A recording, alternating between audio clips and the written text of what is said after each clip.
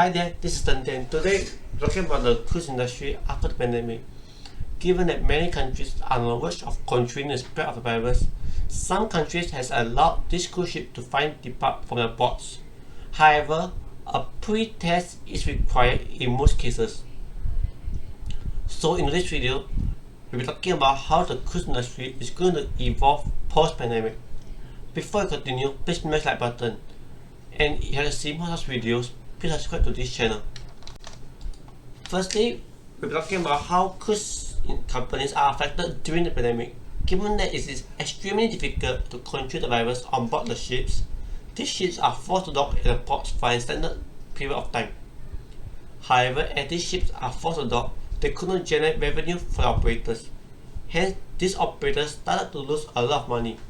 Like the airline companies, these ships are stuck and could not depart. Unlike the airline companies, these cruise ships are not being supported by the US government.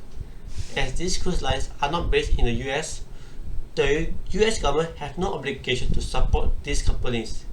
Hence, they need to source capital by themselves. This puts them in a tough situation. Secondly, we'll be talking about how cruise companies started to operate again amid the pandemic. During the pandemic, these cruise ships could not operate. When sailing from one destination to another, passengers would spend a lot of time together in an enclosed area. This allowed the virus to spread more rapidly throughout. Hence, if there is at least one case on board the ship has to be quarantined and swabbed for the virus. On top of that, the government needs to make sure that all the passengers and crews are safe from the virus before allowing the ship to set sail again. This is made worse if the ships have to make a few pit stops along the way. This will add a lot of capital and time to manage the virus. Hence, government usually will not allow these cruise ships to sail. However, due to the pandemic being kept under control, some governments have decided to let these cruise ships sail again. But there are a lot of restrictions to minimize the number of cases on board these ships. Some of the common restrictions are the need for pre-COVID-19 tests, safe distancing measures on board ships, lower capacity, and requiring the ships to dock at the original ports. Why did governments all along the world insist on a negative pre-COVID-19 test? Given that most governments are still afraid of the virus spiraling out of control and overwhelming the healthcare system again, they need to make sure that no positive COVID-19 cases are boarding the ships. With this test, passengers have peace of mind that they could enjoy their cruise trips without the fear of COVID-19. So why do the governments all around the world want safety measures on board ships? As these passengers are usually in contact with each other, governments have to make sure they are widely spaced apart. Just in case a straight positive case managed to evade detection and board the ships, the case will not have with close contact with a lot of passengers. Hence, the need to quarantine a massive number of passengers is lower. So if there are fewer passengers who need quarantine, more plots could be assigned to the quarantined travelers arriving from abroad and their people.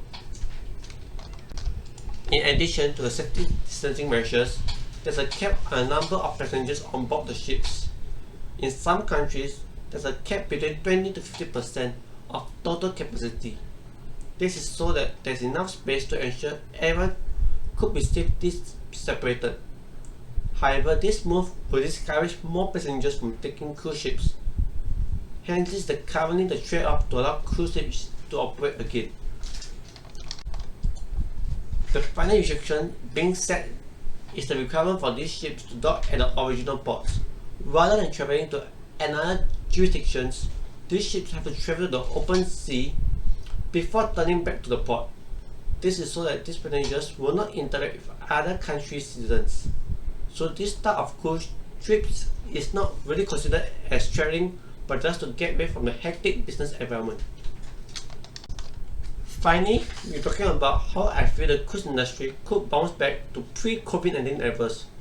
Due to the pandemic, the cruise industry have dipped to zero travel. Even though some governments have allowed some of these cruise companies to operate, they are operating with a very low capacity. So in order to recover fully, most of the safety regulations have to be removed.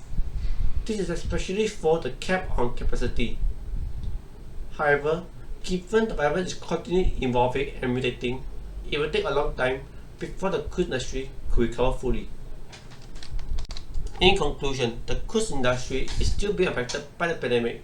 However, compared to the start of the pandemic, the cruise industry has recovered a lot. Moreover, these companies will continue to recover throughout this pandemic, but they will only return to pre-COVID-19 levels until the virus has been fully eradicated. With that, thank you for a nice day.